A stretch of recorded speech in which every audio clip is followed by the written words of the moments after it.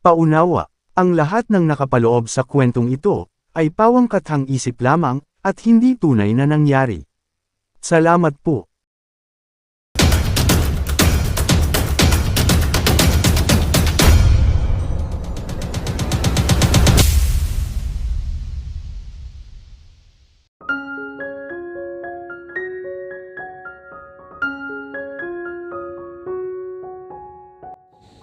Isa ang Saint Monteverde University sa pinakasikat at pinakaprestigyosong universidad sa bansa. Dito nag-aaral ang mga anak na mayayaman, matatalino at mga estudyanteng may malalaking pangarap. Ngunit sa libu-libong estudyante, iisang pangalan lamang ang halos araw-araw na pinag-uusapan, Cassandra. Hindi lamang dahil sa taglay niyang pambihirang ganda, kundi dahil matalino rin siya. Mabait sa kapwa at aktibo sa iba't ibang organisasyon sa paaralan. Kaya naman, hindi nakapagtatakang marami ang lihim at lantaran na humahanga sa kanya. Isa sa mga ito si Gabriela, ang Student Council President. Gwapo, matalino, mayaman.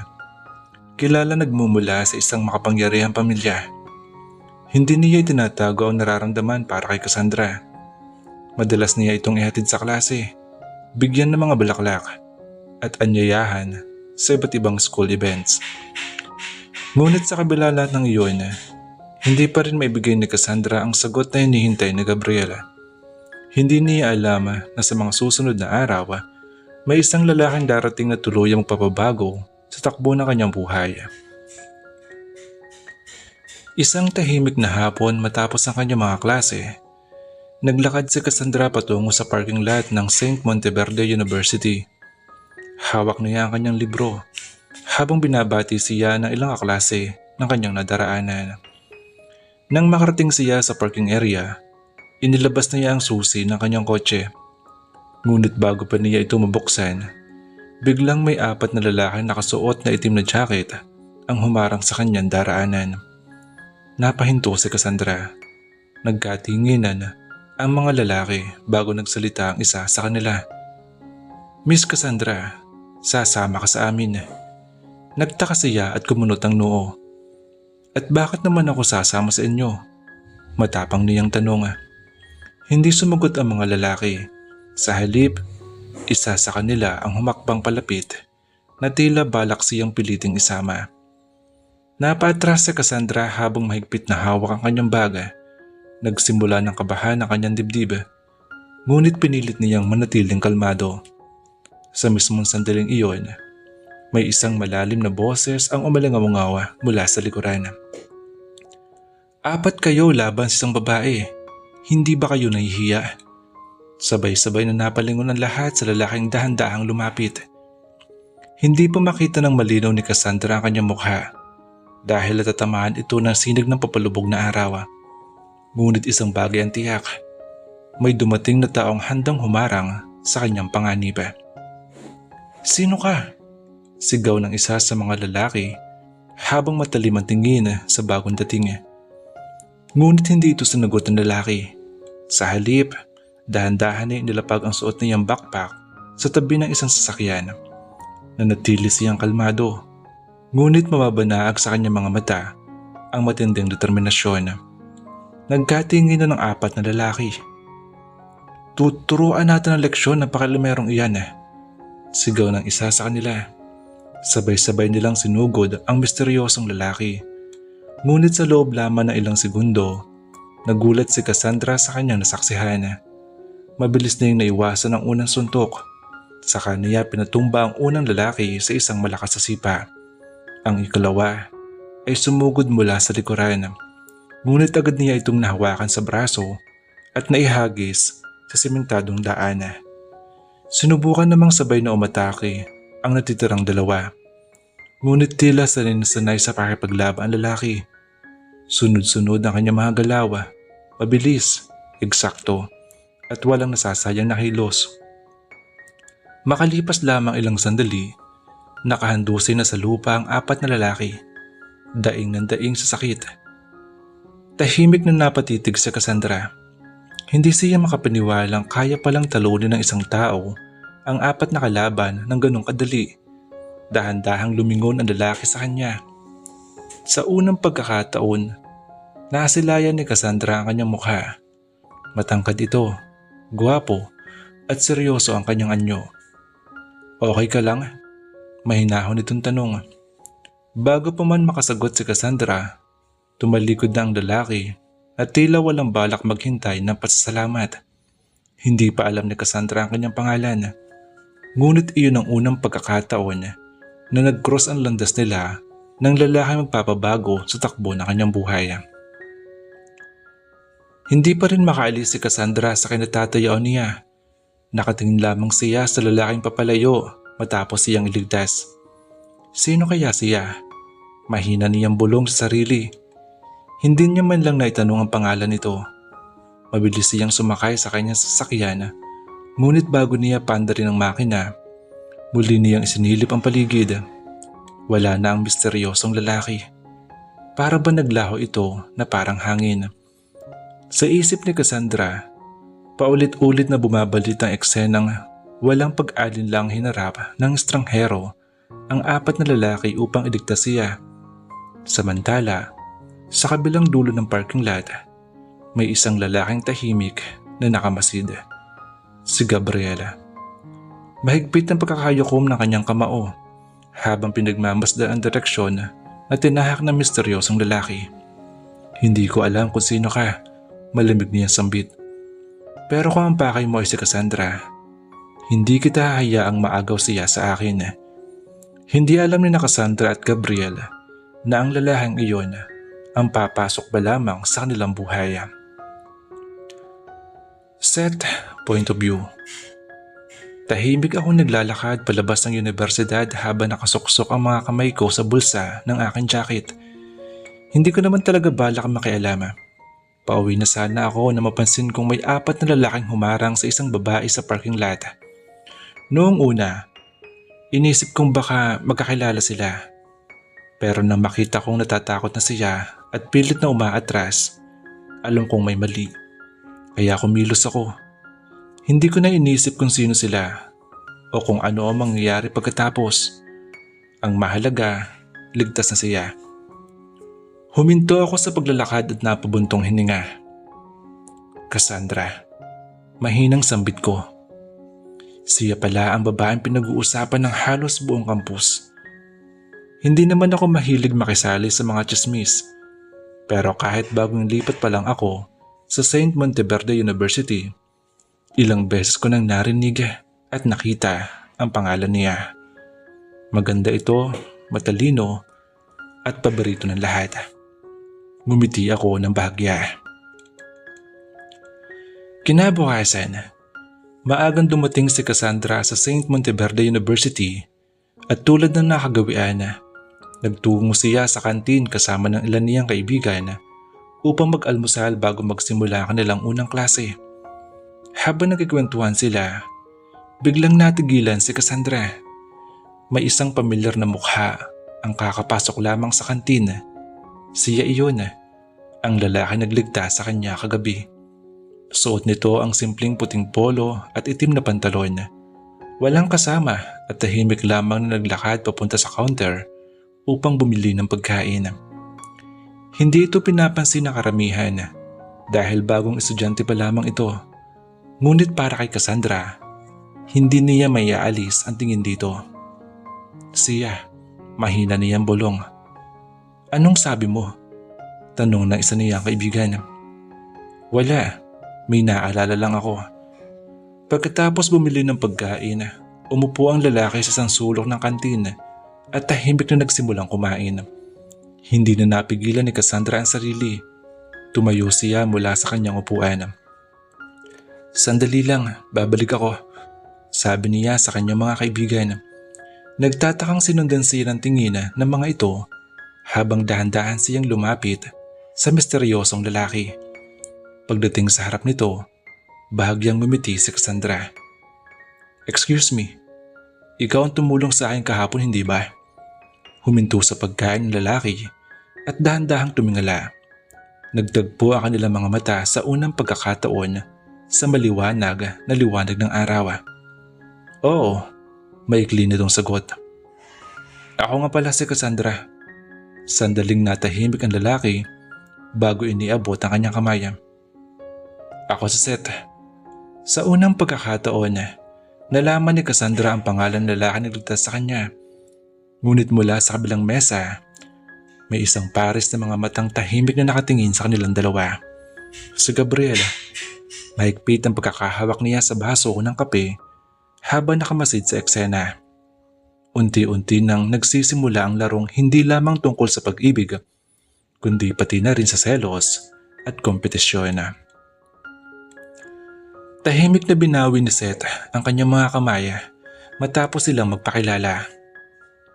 Salamat ulit sa ginawa mo kahapon, nakangiting sabi ni Cassandra. Kung hindi dahil sa iyo, hindi ko alam kung ano nangyari sa akin. Tumango lamang si Seth. Walang anuman. Sandaling natahimik ang dalawa. Tila naghihintay si Cassandra na magpatuloy pa ang usapan. Ngunit muling ibinalik ni Seth ang kanyang atensyon sa pagkain. Napansin iyon ni Cassandra. Hindi ka ba bagong estudyante rito? Tanong niya. Oo. Anong course mo? Engineering. Muli namang natahimik. Maikli at diretso ang bawat sagot ni Seth na para bang sinasadya niyang tapusin ang kanilang pag-uusap. Huminga siya ng malalim bago tuluyang tumingin kay Cassandra. Huwag mo na sana akong masamain na. Napakunot-noo ang dalaga. Wala akong balak makapagkaibigan na umapalapit kahit kanino. Nagulat si Cassandra sa sinabi nito. Hindi dahil may problema ako sa iyo. Mahinahon niyan duktong. May dahilan lang. Bahagya siyang yumuko. Scholar lang ako rito. Hindi ako galing sa mayamang pamilya tulad ng karamihan sa mga estudyante rito. Bawat araw na nandito ako, kailangan ko panatilihin ang matataas kong grado.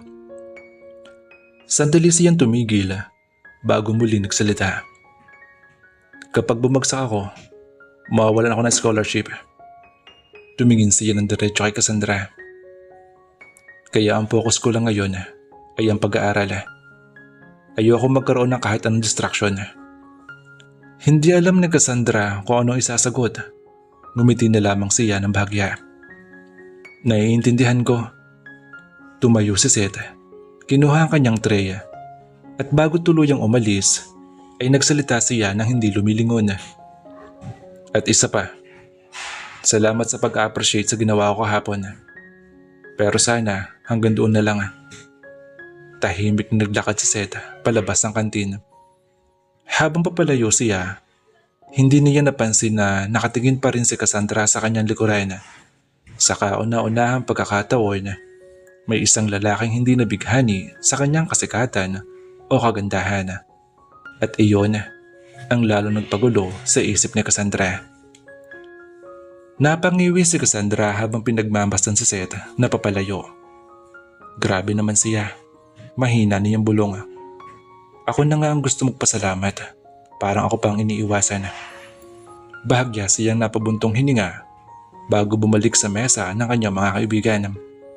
Agad siyang binuluga ng sunod-sunod na tanong. Cassandra, sino yun? Bagong boyfriend mo ba? Ang gwapo niya.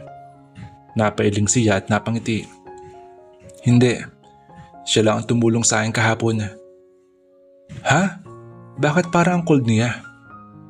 Hindi ko rin alam, sagot ni Cassandra habang muling napatingin sa direksyon na nilakaran ni Seth. Parang ayaw niyang may lumalapit sa kanya. Hindi na siya nagsalita pa, ngunit sa kaibuturan ng kanyang isip, hindi niya maalis ang sinabi ni Seth.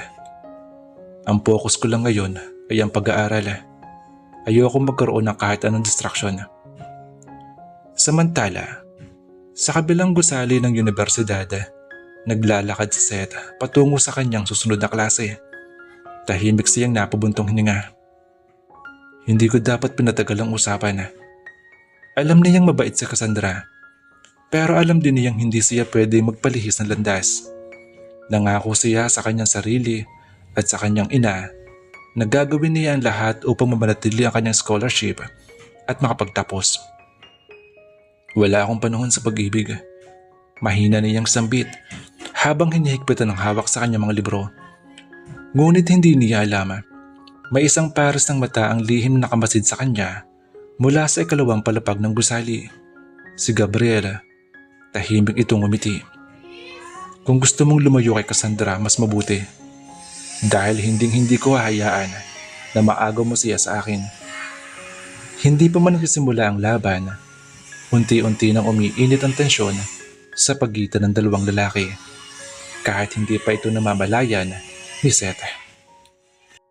Kinagabihan, sabay-sabay na kumakain ang pamilya ni Cassandra sa kanilang malawak na hapagkainan.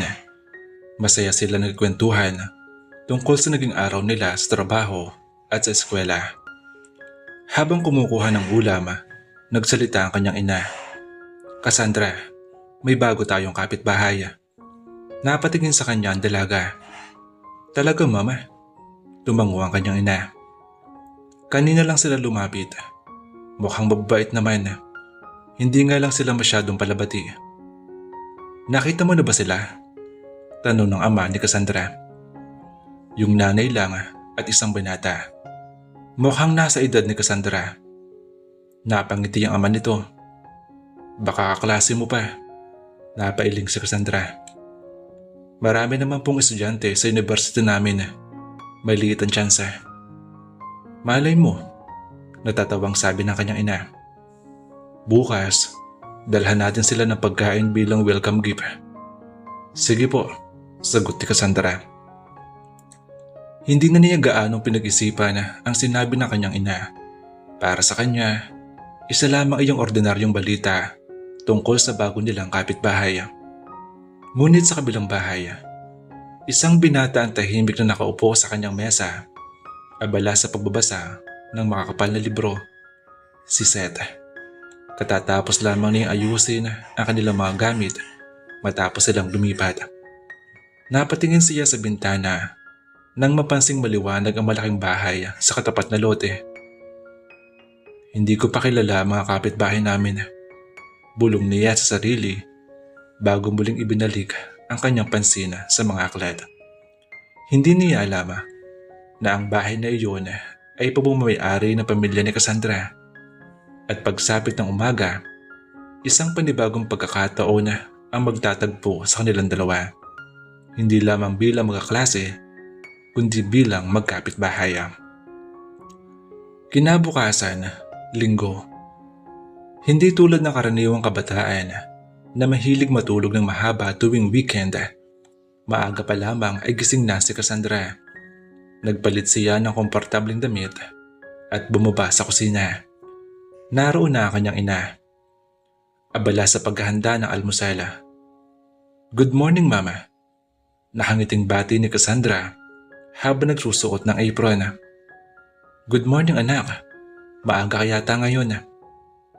Naisip kong tulungan ka, Ma. Ngumiti ang kanyang ina. Kahit may ilang kasambahay sila sa bahay, hindi kailanman tinuturing ng kanilang pamilya na tungkulin ng mga ito ang gawain lahat. Para sa kanila, ang mga kasambahay hindi lamang empleyado, pamilya ang turing nila sa mga ito. Kaya naman, madalas na tumutulong sina Cassandra at ang kanyang mga magulang sa pagluluto, paghahanda ng mesa, at maging sa paglilinis kapag may oras. Aling Rosa, kayo na po muna magpahinga. Kami na ni Cassandra ang bahala rito. Malumanin na sabi ng kanyang ina. Naku mama, nakakahiya naman po. Sagot ng matandang kasambahay. Hindi nakakahiya, linggo ngayon. Gusto ko rin namin makasama tayo sa almusal. Hindi iyong kayo lagi naghahain. Napangiti si Aling Rosa. Halatang naantig sa sinabi ng kanyang amo. Samantala, si Cassandra ay tahimik na naghihiwa ng mga prutas habang paminsan-minsan nakikipagkwentuhan sa mga kasambahay. Masaya ang paligid. Walang nakataas ang boses. Walang ipinapakitang pagmamataas. Sa kabila ng yaman ng kanilang pamilya, nanatili silang mapagkumbaba at marunong rumespeto sa bawat taong kasama nila sa bahay. Pagkaraan ng ilang minuto, kumpleto na ang almusal. Habang naghahain sila sa hapagkainan, muling nagsalita ang kanyang ina. Anak, pagkatapos natin kumain, samahan mo ako. Saan po tayo pupunta? Tanong ni Cassandra. Naalala mo ba ang sinabi ko kahapon? Yung bago nating kapitbahay? Tumango ang kanyang ina. Naghanda ako ng konting pagkain. Gusto ko silang personal na batiin at i-welcome sa ating subdivision. Hindi alam ni Cassandra kung bakit, pero bigla niyang naalala ang sinabi ng kanyang ama kagabi. Malay mo, nasa edad mo rin ang anak nila. Napangiti siya ng bahagya. Sige po mama, sasama ako. Hindi niya alam na ang simpleng pagdalaw na iyon ang muling magtatapat sa kanya at sa lalaking pilit na umiiwas sa kanya. Samantala sa bahay ni Seth. Abala si Seth sa pag-aayos ng kanyang silid. Isa-isa niyang nilalagay sa bookshelf ang kanyang mga aklat at reviewer. Maingat din niyang inaayos ang kanyang study table. Inilapag ang laptop at isinabit ang schedule ng kanyang mga klase sa dingding. Sanay siyang organisado ang lahat. Para sa kanya, ang maayos na paligid ay nakakatulong upang mas makapag-focus siya sa pag-aaral. Habang inaayos niya ang huling kakawon ng kanyang mga gamit, biglang may tumunog, biglang may kumatok. May kumatok sa pintuan ng kanilang bahay. Napahinto si Seth. Kumunot ang noo niya. Sino kaya iyon? Bulong niya sa sarili. Kakalipat pa labang nila kahapon. Wala pa silang kakilala sa subdivision at wala rin siyang inaasahang bisita. Mula sa ibaba ay narinig niya ang tinig ng kanyang ina. Seth anak, pakitingnan mo nga kung sino ang nasa labas. Po ma. Mabilis siyang bumaba na hagdan at nagtungo sa pintuan. Pagbukas niya nito, bahagya ng laki ang kanyang mga mata. Sa harap niya ay nakatayo ang isang eleganteng babae na may daladalang food basket. At sa tabi nito, si Cassandra. Napatingin din si Cassandra kay Seth. Halatang hindi rin niya inaasahan ito ang magbubukas ng pinto. Pareho silang natigilan. Ikaw? Sabay nilang nasabi. Nagkatinginan sila ng ilang segundo. Kapwa hindi makapaniwala sa pagkakataong muli na naman silang pinagtagpo. Sa likuran ni Cassandra, napangiti ang kanyang ina. Anak, mukhang magkakilala na kayo. Ngunit para kina Seth at Cassandra, ang pagkikitang ito ay mas nakakagulat kaysa sa una nilang pagtatagpo. Naiilang na tumango si Cassandra sa kanyang ina. Magkakilala po kami mama. Mahina niyang sagot. Magkaklase kami sa university. Napatingin ang ina ni Cassandra kay Seth at ngumiti. Naku, ang liit pala talaga ng mundo. Samantala, si Seth ay nanatiling kalmado. Magandang umaga po. Magalang niyang bati. Magandang umaga rin. Nakangiting tugon ng ina ni Cassandra. Ako nga pala si Victoria. At ito ang anak kong si Cassandra. Nais lang sana namin kayong batiin bilang bago naming kapitbahay. Iniabot niya ang basket na naglalaman ng mga lutong pagkain. Maliit na welcome gift lang to. Bahagya nag-atubili si Seth bago ito tinanggap. Maraming salamat po. Maya-maya ay lumabas mula sa kusina ang ina ni Seth nang marinig ang mga boses sa may pintuan. Anak, sinong bisita natin? Pagkakita niya kina Victoria at Cassandra, agad siyang ngumiti. Naku, kayo pala. Pasensya na po at hindi ko kayo agad nabati kahapon. Abala pa kasi kami sa pag-aayos ng bahay. Walang problema, sagot ni Victoria. Alam namin nakakapagod ang paglipat. Nagpakilala ang dalawang ina sa isa't isa at agad na nagkasundo ang kanilang usapan. Habang sila nagkwentuhan, tahimik lamang na nakatayo sina Seth at Cassandra. Paminsan-minsan ay nakakatama ang kanilang mga tingin. Ngunit agad din nila itong iniiwas. Hindi napigilan ni Victoria ang mapangiti. Mukhang magiging maganda ang samahan ninyong dalawa sa school, lalo na't magkapit-bahay pala kayo. Napakamot na lamang si Seth sa batok. Po, magka-university lang po kami. Napangiwi naman si Cassandra. Hindi niya alam kung bakit, pero pakaramdam niya ay lalo lamang magiging mahirap iwasan si Seth mula ngayon. At si Seth, napabuntong hininga na lamang sa isip. Mukhang hindi na talaga madaling umiwas. Bulong nito. Habang masaya nagkwentuhan sina Victoria at ang ina ni Seth sa sala, tila wala nang tigil ang kanilang usapan. Mabilis silang nagkapalagay ng loob habang pinag-uusapan ng buhay sa subdivision at ang pag-aaral ng kanilang mga anak. Ngunit sa kabilang banda, tahimik lamang na magkatabi sina Cassandra at Seth. Pareho sila nakatayo sa may pintuan ng sala. Ngunit ni isa sa kanila ay walang gustong mauna magsalita. Naiilang si Cassandra. Paulit-ulit na pumapasok sa isip niya ang nangyari sa kantina. Sana hanggang doon na lang. Ayoko ng kahit anong distraction. Hindi niya alam kung paano sisimula ng usapan matapos marinig ang mga salitang iyon mula kay Seth. Samantala, si Seth naman ay tahimik lang na nakatanaw sa labas ng bintana. Hindi dahil galit siya kay Cassandra. Hindi rin dahil ayaw niya itong kausapin. Sa totoo lang, alam niyang mabuting tao ang dalaga. Ngunit mas pinili niyang panatilihin ang distansya. Ayaw niyang magkaroon sila ng mas malalim na koneksyon. Alam niyang kapag nasanay sila na mag-usap, baka unti-unti siyang nawala sa focus.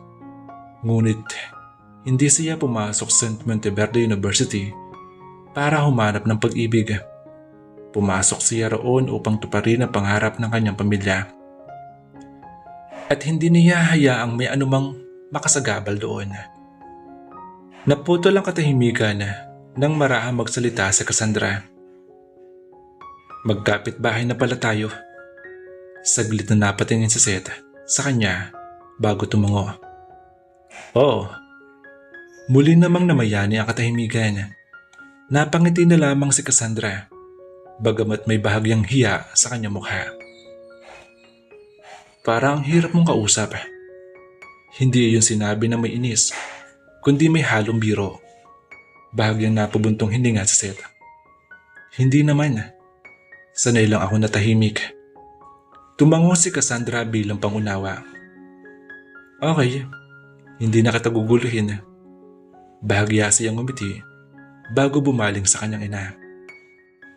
Ngunit hindi niya napansin na habang siya'y papalayo, napasulyap si Seth sa kanyang likuran. Mabilis din niya itong inalis. Mas mabuti na ang ganito, sabi niya sa sarili. Mas ligtas para sa amin dalawa. Muling nabalot ng katahimikan ng dalawa. Hindi alam ni Cassandra kung bakit. Ngunit pakiramdam niya ay may mabigat na padera na nakaharang sa pagitan nila. Ayaw niyang maging mailap ang kanilang samahan, lalo na ngayong magkapit-bahay na sila. Kaya muli siya nagsalita. Napansin ko lang, napalingon si Seth. Wala ba ang dad mo? Hindi ko kasi siya nakikitang lumabas. Sa isang iglap, nag-iba ang ekspresyon ng mukha ni Seth. Nawala ang kalmadong anyo nito at napalitan ng malamig at galit na tingin. Mahigpit niyang nakiyom ang kanyang kamao. Ngunit ilang segundo lamang iyon. Mabilis na niyang naibalik ang dati niyang kalmadong mukha na para bang wala nangyari. Napansin iyon ni Cassandra. Bahagyang kumunot ang noo niya. May mali. May tinamaan siyang sensitibong paksa. Hindi sumagot si Seth. Sa halip, ibinaba lamang niya ang kanyang tingin at nanatiling tahimik. Lumipas ang ilang segundo. Tila mas lalong bumigat ang katahimikan sa pagitan nila.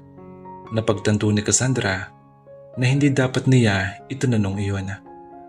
Sorry, mahina niyang sambit. Hindi ko intensyong manghimasok.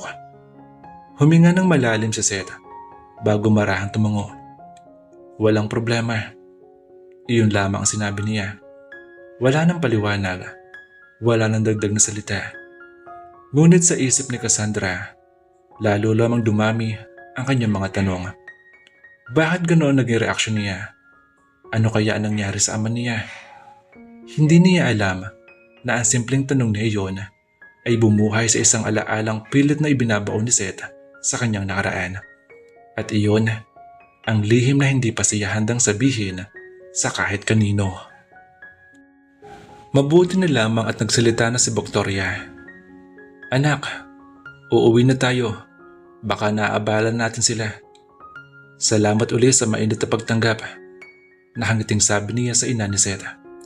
Walang anuman. Maraming salamat din sa pagbisita at sa mga pagkain. Magiliw na tugon nito. Nagpaalaman na ang dalawang pamilya. Bago tuluyang lumabas ng bahay, bahagyang yumuko si Cassandra bilang pamamaalama. Bye Seth. Mag-iingat kayo. Maikling ngunit magalang na sagot nito. Nang maisara ang pinto, saka lamang nagpakawala ng isang malalim na buntong hininga sa Seth. Pakaramdam niya ay nabawasan ng bigat sa kanyang dibdib. Mabuti na lang at umalis na sila. Hindi dahil ayaw niya makita si Cassandra, kundi dahil natatakot siyang mapunta pa sa mas malalim na usapan ang mga tanong nito, lalo na tungkol sa kanyang ama. Isang paksang pilit niyang iniiwasan. Tahimik siyang napatingin sa nakasarang pinto. Hindi ko pa kayang balikan ang nakaraan, bulong niya sa isip. Samantala, habang naglalakad pa uwi si Cassandra at ang kanyang ina, tahimik lamang ang dalaga. Paminsan-minsan ay sumasagot siya sa mga sinasabi ng kanyang ina, ngunit halatang may malalim siyang iniisip. Paulit-ulit na bumabalik sa kanyang isipan ang ekspresyon na nakita niya sa mukha ni Seth, ang malibig na tingin, ang biglang pagkuyom ng kamao, at ang galit na mabilis ding nawala. Hindi yun ang ekspresyon ng isang taong basta naiinis lamang. Parang may isang masakit na alaalang pilit niya ikinukubli. Napabuntong hininga si Cassandra. Ano kaya nangyari sa kanya? Ngunit agad niyang hiniling ang kanyang ulo. Hindi ko dapat panghimasukan ang buhay niya. Kahit ganoon sinabi niya sa sarili, hindi pa rin niya maalis sa isip ang misteryosong lalaking iyon. At sa kabilang bahay, tahimik na nakatanaw si Seth sa bintana ng kanyang silid. Mula roon ay tanaw niya ang bahay ni Cassandra. Ngunit makalipas lamang ilang segundo, isinara niya ang kortina. Mas mabuti may hangganan lahat. Hindi niya alam na habang pilit niya inilalayo ang sarili, lalo namang lumalalim ang pag-uusisa ni Cassandra sa